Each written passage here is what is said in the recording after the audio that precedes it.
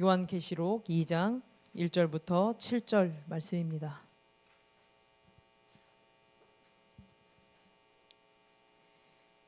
교독하겠습니다. 에베소 교회의 사자에게 편지하라. 오른손에 있는 7뼈를 붙잡고 7 금 촛대 사이를 거니시는 이가 이르시되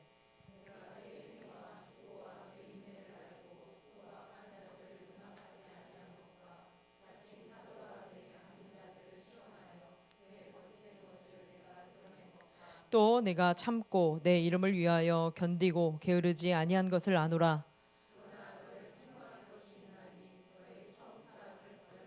그러므로 어디서 떨어졌는지를 생각하고 회개하여 처음 행위를 가지라.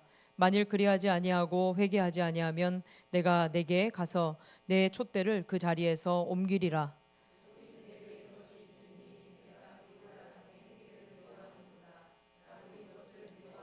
같이 읽겠습니다. 귀 있는 자는 성령이 교회들에게 하시는 말씀을 들을지어다. 이기는 그에게는 내가 하나님의 낙원에 있는 생명나무의 열매를 주어 먹게 하리라. 아멘.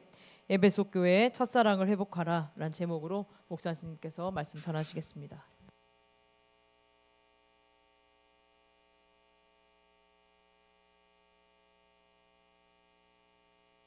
사랑합니다. 너무 아름다우십니다. 너무 멋지십니다. 예. 칭찬에 되게 인색한 것 같아요. 우리 이제 드디어 7교회에 관해서 우리가 말씀을 이렇게 나누려고 합니다. 7교회 보시면 특징들이 있어요. 뭐냐면 우리가 앞에서 살펴보았던 예수님의 모습들이 있었잖아요. 여러 가지 모습들이. 근데 그 7교회 가운데 그 예수님의 모습들이 계속적으로 드러나고 있는 것을 볼 수가 있습니다. 에베소 교회는 7뼈를 붙잡고 7금 촛대를 거느리신 이라고 되어 있고요. 서머나 교회는 처음이며 마지막에 죽었다 살아나신 이라고 되어 있고, 버가모 교회는 좌우의 날성검을 가지신 이 보면서 앞에서 예수님이 어떤 분이신지를 그 요한이 보았잖아요.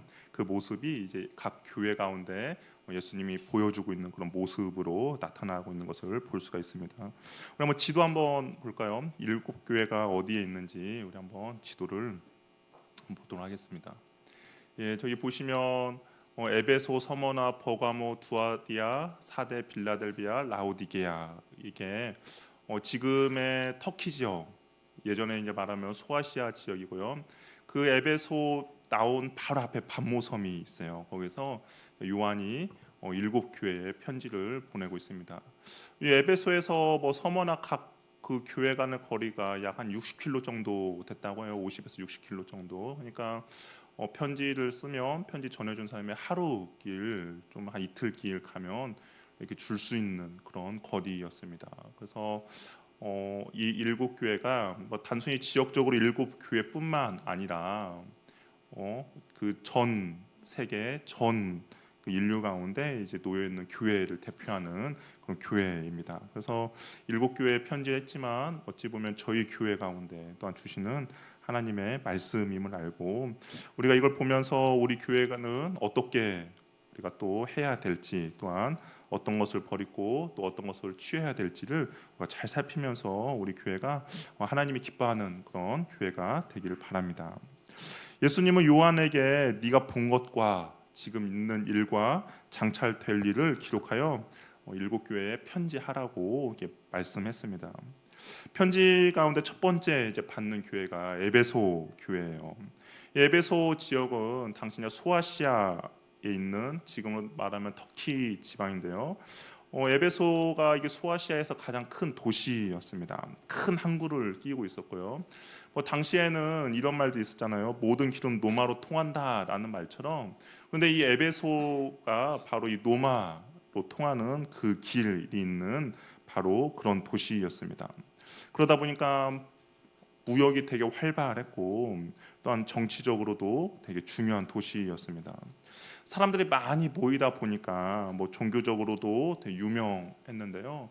우리가 이 에베소 지역이 어떤 지역이었는가는 우리 사도행전 19장을 보면 바울이 이제 그 에베소 지역에서 사역한 내용들을 우리가 볼 수가 있는데, 근데 여기에는 어떤 것이 있었냐, 아데미 여신이 있었어요.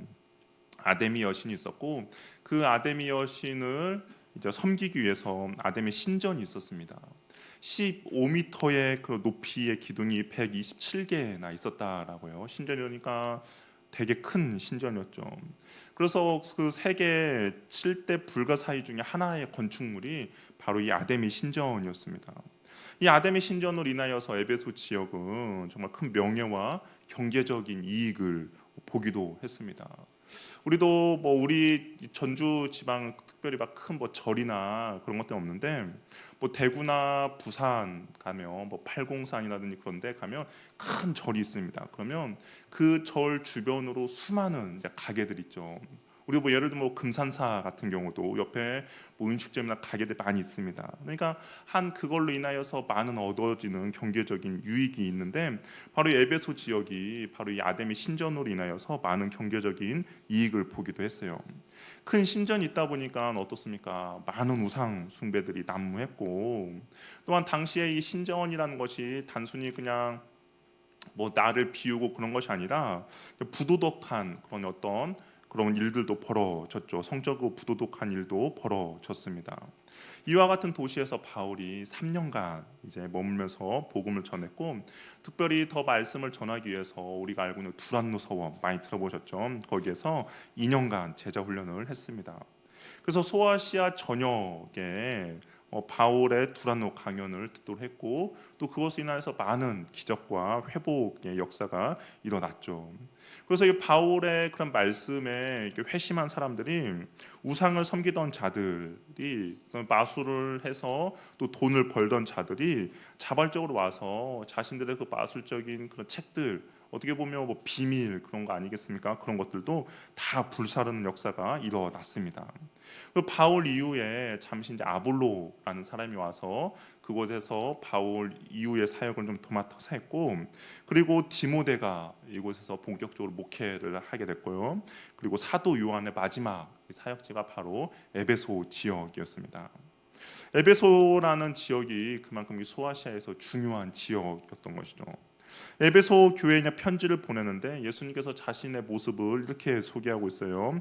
오른손에 7벼를 붙잡고 7금축대 사이를 거느리시는 이라고 소개하고 있습니다. 7벼는 앞에서 우리가 들었던 것처럼 7교회의 사자이고요. 7촛대는 7교회를 말합니다. 그러니까 예수님의 교회 지도자들, 그러니까 주님의 제자로 살아가는 자들을 붙잡고 계시고, 7교회, 즉 모든 교회를 왕래하시면서 보살피시는 분으로 예수님을 소개하고 있는 것이죠. 예수님의 힘 있는 오른손을 붙잡고 있다는 것은 어느 한 부분만 붙잡고 있는 것이 아니라, 우리가 그 동전을 이 주먹 안에 넣고 있는 것처럼 온전히 꼭 붙잡고 있는 그런 모습입니다. 그러니까 어떤 것으로도 이 주님의 오른손에 있는 그런 것을 도저히 빼앗을 수 없도록 강력하게 붙들고 감싸고 계신 모습으로 예수님 자신을 소개하고 있는 것이죠. 그러면서 예수님께서 이제 7교회 중에 이제 에베소 교회에 칭찬을 먼저 하시는데요. 우리 2절 말씀 우리가 같이 한번 읽어보도록 하겠습니다. 한번 읽겠습니다. 시작.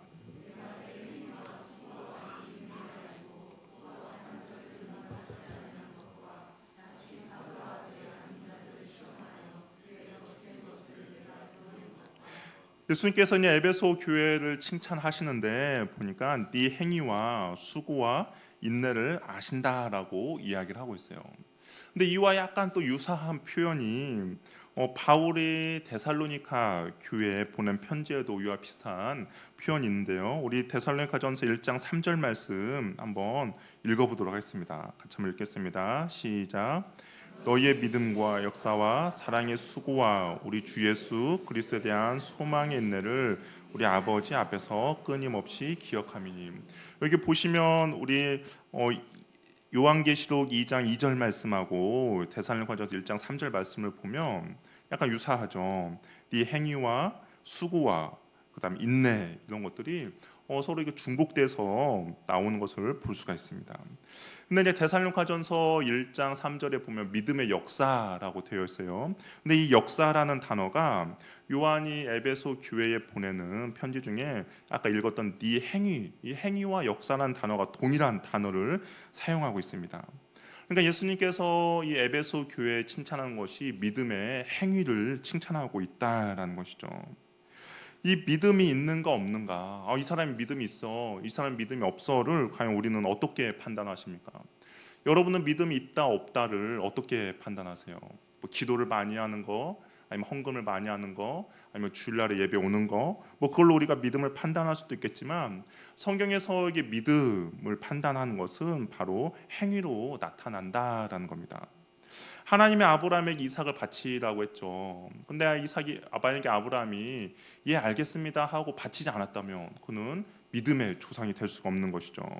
아브라함이 하나님께 바치라고 했을 때 아브라함이 어떻게 했습니까? 이삭을 기꺼이 바치는 행위까지 나아갔습니다. 그리고 나서 이것을 믿음이라고 이야기를 하는 것이죠. 야고보는 행함이 없는 믿음은 죽은 믿음이라고 말했습니다. 그러니까 믿음이라는 것은 내가 알고 있는 지식, 내가 알고 있는 것들을 우리의 삶으로 드러날 때 비로소 믿음이라고 이야기를 하고 있는 것이죠.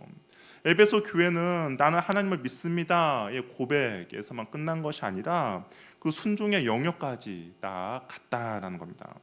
예수를 믿으면서 우상 숭배라든지 아니면 마술과 같은 그런 미신, 그런 책자들을 계속 가지고 있었던 것이 아니라 내가 하나님을 믿는다라고 하면서 그런 것들을 모두 다 불태워 버렸죠. 이 사도행전에 보니까 그 가격이 은 5만이나 되었다라고요. 이 은 5만은 어느 정도냐면 노동자 하루 품삯이 은 하나였습니다. 그러니까 은 5만이라는 것은 정말 노동자가 한평생 벌어도 벌지 못하는 수많은 정말 초월하는 액수, 상상을 초월한 액수인 거죠. 그런데 자신들이 하나님의 믿음으로써 그것을 기꺼이 불태워 버렸다라고 하죠. 만약 책으로 표현한다면 정말 몇 수십만 권이 태워진 그런 격입니다. 우리도 믿음이 있다면 우리의 삶 가운데서 이러한 믿음의 행위가 나타나고 믿음의 삶을 보여주어야 한다라는 겁니다. 그것이 바로 믿음이 있다라는 건데 에베소 교회에서는 그런 믿음이 있다라고 칭찬을 하고 있습니다. 또한 무엇입니까? 수고가 있었다라고 해요. 이 수고라는 말은 단순히 그냥 육체적인 피곤하는 것을 표현한 것이 아니라 이 요한이 수고라고 표현했을 때는 피를 흘릴 정도로 심각한 수고와 헌신을 말합니다. 그러니까 자기의 모든 것들을 다 쏟아내는 수고라고 할 수가 있는 것이죠. 하나님의 몸된 교회를 사랑으로 헌신으로 섬기는 수고가 바로 이 에베소 교회에 있었다라는 것입니다. 아무래도 이 에베소라는 지역이 사람들이 많이 모이잖아요. 사람들이 많이 모이다 보니까 뭐 당연히 부유한 사람도 있겠지만 그렇지 못한 사람들도 있을 거예요. 아무래도 사람이 많은 곳에는 부유하지 못한 사람들이 더 많이 모일 겁니다. 그런데 그 에베소 교회는 이들을 외면하지 않았다라는 것이죠. 성심껏 정성껏 도와주고 보살펴 주었습니다. 또 에베소 지역이 이 소아시아에서 믿음의 전초 기지를 했던 그런 교회입니다. 신앙의 뿌리가 있었기 때문에 많은 전도자들, 그러니까 하나님의 복음을 전하는 사람들이 에베소라는 지역에 와서 머물게 되는 거죠. 그러면 이 에베소 교회 사람들이 그들을 외면한 것이 아니라 그들을 먹여주고 그들을 재워주고 또한 그들이 온전히 복음 사역을 할 수 있도록 물질로 정말 물심양면으로 그 사역을 잘 할 수 있도록 도와주었다라는 겁니다. 그러한 수고가 이 에베소 교회 가운데 있었다라는 것이죠. 그리고 인내가 있다라고 말하고 있습니다. 이 인내라는 것은 소망으로 말미암는 인내라는 것이죠. 천국에 대한 상급, 천국에 대한 그런 희망과 소망으로 말미암아서 핍박과 환난이 오더라도 그 믿음을 끝까지 지켜냈다라는 겁니다. 핍박과 환난이 오더라도 피하지 않았어요. 끝까지 견디고 잘 인내했다라고 에베소 교회 가운데 칭찬을 하고 있다라는 겁니다. 우리가 큰 일이든지 정말 작은 일이든지 사람이 알아주든지 알아주지 않든지 무엇입니까? 하나님은 다 보고 계시고 알고 계신다라는 것이죠. 우리의 믿음의 행위들, 그다음 우리의 수고들, 우리의 인내들이 주님은 다 보고 계시는 것을 우리는 알 수가 있다라는 겁니다. 저와 여러분의 신앙의 모습도 마찬가지죠. 우리의 믿음의 행위들이 있을 것입니다. 그리고 우리가 교회 가운데 또한 믿음의 그런 수고와 헌신이 있을 것이고 또 우리의 인내가 있습니다. 그런데 사람들은 알아주지 않을 수도 있어요. 그러나 주님께서는 다 보고 계시고 다 알고 계신다라는 것이죠. 또 에베소 교회는 악한 자들을 용납하지 않았다라고 이야기를 하고 있어요. 우리 악한 자들을 용납하지 않았다라는 것은, 이거 악한 자들이라는 것은 뭐 도덕적으로 악한 자들이 아닙니다. 자칭 사도라 하되 그 자칭 사도라 하는 거짓된 복음을 전하는 자들이라고 할 수가 있는 것이죠. 그러니까 도덕적인 악함이 아니라 영적으로 악한 자라고 할 수가 있습니다. 이 성경에서 악한 자라고 보통 표현을 할 때 어떤 자들 악한 자라고 표현하냐면 예수님을 믿지 않는 자들을 악한 자라고 합니다. 더 나아가서 하나님을 믿고 믿음으로 사는 의인들을 넘어뜨리는 자들을 악한 자라고 하는 것이죠. 그러니까 당시에 이단들이고요, 당시 하나님의 복음을 방해하는 자들이라고 할 수가 있습니다. 교회를 다니면서 우상 숭배에 빠져 있으며 세상 문화에 빠져 지내는 자들로부터 교회를 지켜냈다라고 칭찬을 하고 있다라는 것입니다. 양가죽을 뒤집어 쓴 이리처럼 주의 말씀을 전하는 것 같지만 결국 자신들의 욕심을 채우는 거짓 사도로부터 교회를 잘 지켜냈습니다. 특별히 약한 자들이 누구인지에 대해서 6절을 보면 좀 더 자세하게 나오고 있는데요, 니골라당이라고 이야기를 하고 있어요. 이 니골라당은 초대교회 이단, 흔히 말해서 영지주의 이단이라고 할 수가 있는데요, 이들은 영적 세계는 중요해요. 영적인 세계는 중요하지만 이 눈에 보이는 물질과 육체는 중요하지 않다라고 생각했습니다. 그러니까 이 육체는 중요하지 않기 때문에 아무렇게나 살아도, 이 더럽히도록 살아도 괜찮다라는 논리를 폈습니다. 지금의 한국 교회 가운데 이와 비슷한 이단이 있다면 구원파와 비슷한 종파 교리라고 할 수가 있는 것이죠.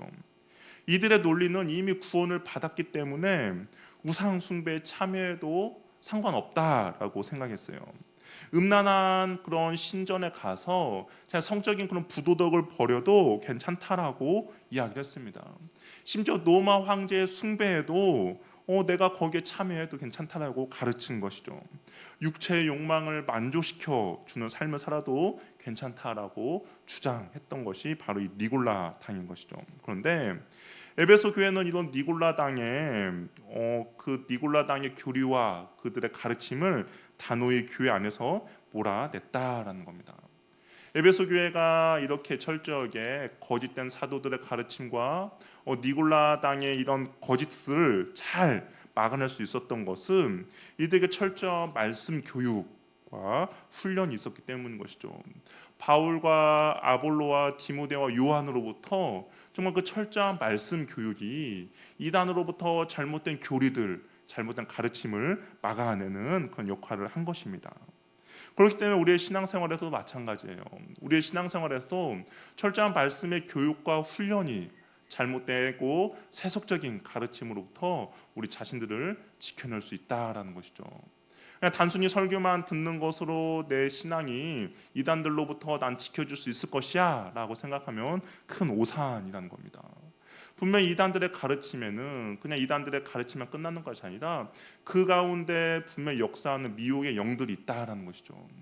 미혹의 영들이 우리를 혼미케 하고 그다음에 그 교리들을 믿어지도록 만드는 것이죠. 그러다 보니까 이단들로 빠지게 되고 그러면서 잘못된 가르침에 계속적으로 머물게 된다라는 겁니다. 그렇기 때문에 철저한 말씀 교육과 훈련이 여러분 삶 가운데 있기를 바랍니다. 그래서 어떠한 이단들의 잘못된 가르침 가운데서도 우리가 넘어지고 유혹 당하는 것이 아니라 철저히 그들을 배척하면서 바른 교리 가운데, 바른 말씀 가운데 온전히 서 있기를 바랍니다.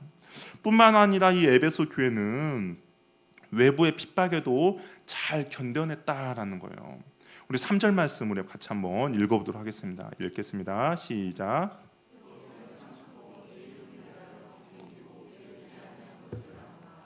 주님의 이름으로 잘 참았다라는 겁니다. 당연히 핍박이 있었겠죠. 예수님을 믿는다는 이유만으로 핍박과 환란이 있었습니다. 그런데 그 핍박과 환란 가운데서도 어떻게 해요? 잘 참고 견디어냈다라고 합니다. 로마 정부가 무섭게 황제 숭배를 강요해도 에베소 교인들은 목숨을 걸고 그들의 핍박을, 그들의 강요를 거부하며 핍박을 견뎌냈다라는 겁니다. 예수 믿는 것 때문에 가족들의 누군가는 분명히 잡혀갔고, 교회 공동체 누군가는 옥에 끌려가기도 했고, 정말 유배를 당하기도 했고, 심지어는 목숨을 잃어버리는 그런, 빼앗기고 그런 일도 벌어졌지만 하늘 소망을 바라보면서 인내하고 참고 견뎌냈다라고 이야기를 하고 있습니다. 또 여기 게으르지 않았다라는 말은 지치지 않고 낙심하지 않았다라는 그런 표현이거든요. 그러니까 핍박이 계속됐는데, 우리 어떻습니까? 핍박이 계속되면 아무래도 지치고 낙심되잖아요. 정말 내가 이것을 포기하고 싶은 마음이 들지 않습니까? 그럼에도 불구하고 오히려 핍박하는 쪽이 지칠 정도로 참고 견디고 인내했다라는 것이죠. 여전히 사랑의 수고와 그리고 인내와 헌신을 한 교회가 바로 에베소 교회랍니다. 핍박으로 위축되거나 주저주저 하지 않았어요. 하나님의 그 사랑을 그냥 헛되이 보내지 않았습니다. 하나님께서 주신 그 사랑을 끝까지 간직하고자, 그리고 그 사랑을 실천하고자 했던 교회가 바로 에베소 교회였던 것이죠. 그런데 이렇게 칭찬할 것이 많은 에베소 교회였지만 주님께서는 한 가지 에베소 교회 가운데 책망을 하고 있습니다. 결정적인 잘못된 것이 있다라는 거예요. 그것 때문에 주님으로부터 책망을 받습니다. 그 책망은 무엇이냐? 4절 말씀 우리 한번 같이 읽어보도록 할게요. 같이 한번 읽겠습니다. 시작.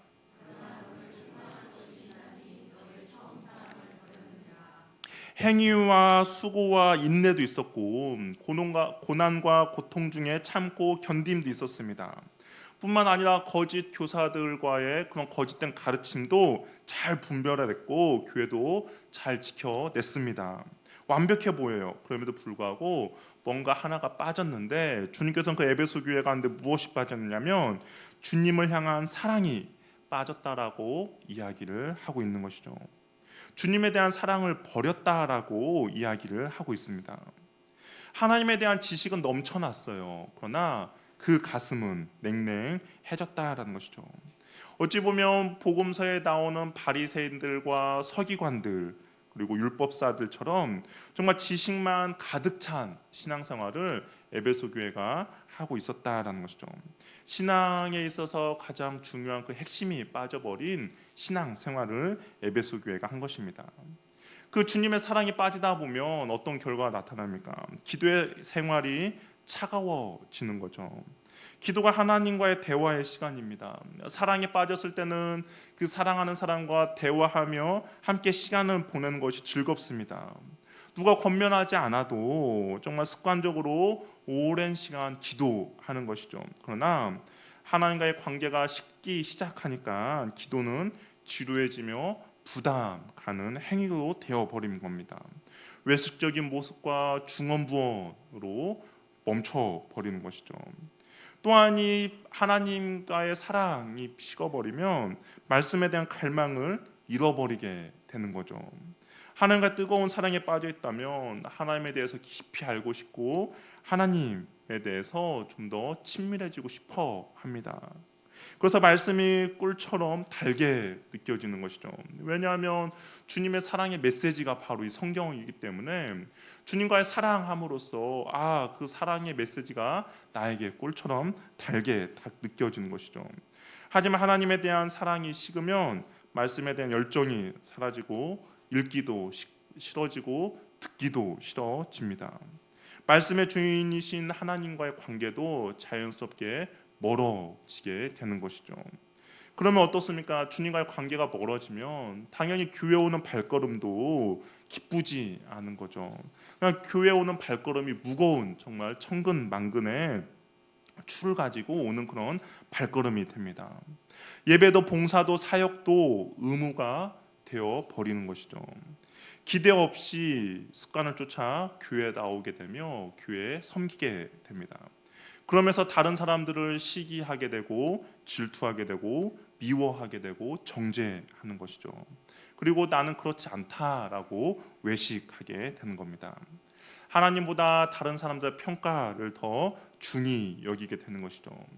당연히 하나님에 대한 사랑이 버렸기 때문에 다른 사랑으로 체험을 받으려고 잘못된 방향으로 열심을 내게 됩니다. 신앙의 순수성은 사라지고 감격도 없이 그냥 매너리즘에 빠져버린 신앙생활을 하게 되는 것이죠.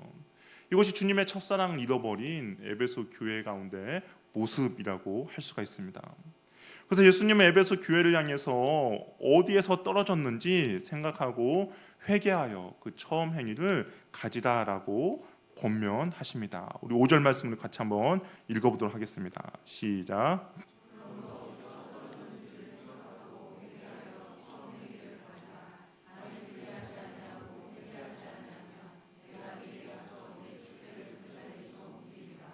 첫사랑을 잃어버린 원인과 그 계기가 있다라는 겁니다. 그냥 뭐 하는 순간 첫사랑이 사라지진 않았겠죠. 말씀을 많이 알고 기도를 하다 보니까 어찌 보면 교만한 마음이 들어서 그 교만한 마음을 그렇게 처리하지 못하다 보니까 지체들을 정죄하게 되고 지체들을 판단하는 마음이 생겼을 수도 있습니다. 그러니까 교만한 마음으로 내가 주님에 대한 사랑을 잃어버릴 수도 있다라는 것이죠. 아니면 이 당시 에베소 지역 핍박과 환란이 계속되다 보니까 믿음을 떠나 버렸을 수도 있겠는 거죠. 또 하나님에 대한 실망을 가졌을 수도 있어요. 이 힘든가 고난의 시간들이 계속 지체되다 보니까 상황은 나아지지 않습니다. 여전히 불편하고 아프죠. 힘듦이 있죠. 그래서 주님을 위해서 기도하는데 주님을 위해서 이 힘듦과 어려움과 고난 가운데 좀 회복해달라고 기도하는데 주님께서 내 기도를 들어주시지 않는 것 같습니다. 마치 하나님에 대한 실망이 있는 것이죠. 오히려 상황은 더 악화되고 더 어려움이 찾아올 때 하나님에 대한 마음이 섭섭해지면서 첫사랑이 식어갈 수도 있다라는 것이죠. 또한 당시에 이 에베소 지역의 특성 때문에 그 첫사랑을 잃어버릴 수도 있어요. 어떤 특성이냐? 풍요로움이 있는 거죠.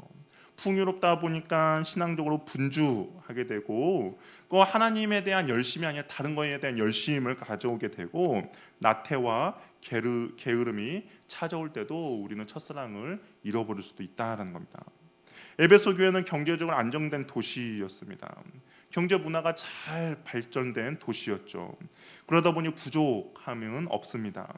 광야 생활을 마치고 가나안 땅에 들어간 이스라엘 백성들이 영적으로 게을러지고 그 땅의 풍요로움에 빠져서 하나님을 멀리하고 가나안 문화에 동화된 것처럼 힘들고 어려울 때는 정말 하나님을 간절히 찾고 붙잡았는데 정말 상황이 좋아지니까 하나님을 멀리 했을 수도 있다라는 것이죠. 하나님께 감사하지도 않고 하나님 없이도 잘 살 수 있다라고 생각이 들 수도 있습니다. 예수님은 어디서 무엇 때문에 처음 사랑을 잃어버렸는지, 처음 사랑을 버렸는지, 처음 사랑에 떨어졌는지를 생각하고 회개하라고 예수님께서 말씀합니다. 이 회개하다라는 말은 뭐 감정적인 요소뿐만 아니라 의지적인 부분도 분명히 이 안에 포함이 되어 있다라는 거예요. 우리 회개는 지정의, 온전한 회개, 그것이 이 지정의가 함께 동반되는 것이 온전한 회개입니다. 잘못한 것을 아는 거죠. 지식적인 영역입니다. 뉘우치는 감정이에요. 내가 그 죄를 지음으로써 내 마음 가운데 슬픔을 갖는 것입니다. 그리고 의지적으로 돌이키는 행동이 필요하다라는 것이죠. 돌이키는 것은 말로만 돌이키는 것이 아니라 의지가 필요하다라는 겁니다. 에베소 교회 가운데 필요한 것은 무엇이냐?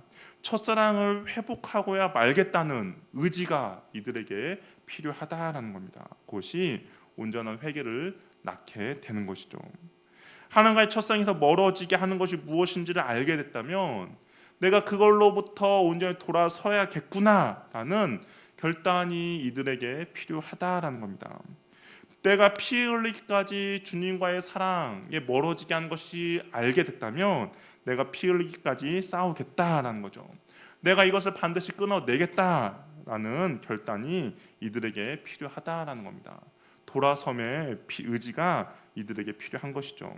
그럴 때 내 마음에 주님에 대한 사랑이 회복되어 진다라는 것이죠.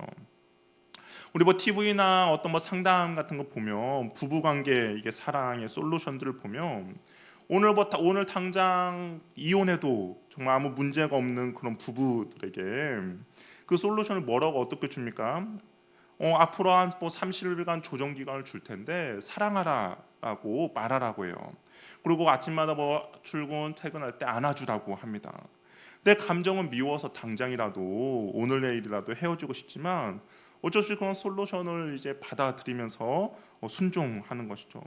그럼 사랑한다라고 말을 하고 안아주다 보면 어느 순간 나의 감정은 그런 감정이 아니었지만 관계들이 회복되어 가는 것을 볼 수가 있습니다. 우리는 감정적인 영역이 중요하다라고 먼저 생각을 해요. 이 사랑이라는 것도 감정이 생겨야 사랑한다라고 말을 합니다. 그러나 주님은 회개하고 처음 행위를 가지다라고 이야기를 하고 있어요. 의지를 가지고 결단하며 돌아서고 그 주님의 사랑을 회복하고자 한다면 그 주님의 사랑을 회복할 수 있다라고 이야기를 하고 있는 것이죠. 주님께서도 회개를 먼저 하고 그리고 그 행위를 가지라라고 이야기를 하고 있습니다. 저 여러분도 마찬가지죠. 주님에 대한 사랑이 냉랭하게 식은 가슴이 있을 수도 있습니다.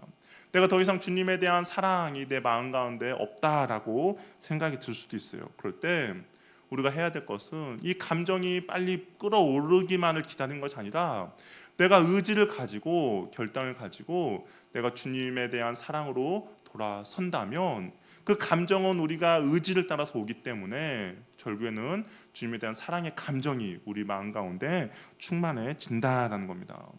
그렇기 때문에 내가 결단하고 의지하며 돌아서는 것이 먼저 우리들에게 필요하다라는 것이죠. 그럼에도 불구하고 회개하지 않고 계속해서 첫사랑을 회복하지 않으면 어떻게 되는가? 주님께서 뭐라고 말합니까? 촛대를 옮기신다라고 말씀을 하고 있어요. 이 촛대는 교회를 상징하는데 주님의 촛대를 옮기신다는 것은 그분의 임재와 그분의 영광을 걷어 가신다라는 겁니다. 아무리 예배를 드려도 예배 가운데 하나님의 은혜가 임하지 않는 것이죠. 아무리 기도를 해도 주님께서 그 기도 가운데 응답하지 않으십니다. 예배에 대해 기름 부음도 없고 하나님의 은혜도 하나님의 능력도 사라지게 된다라는 것이죠.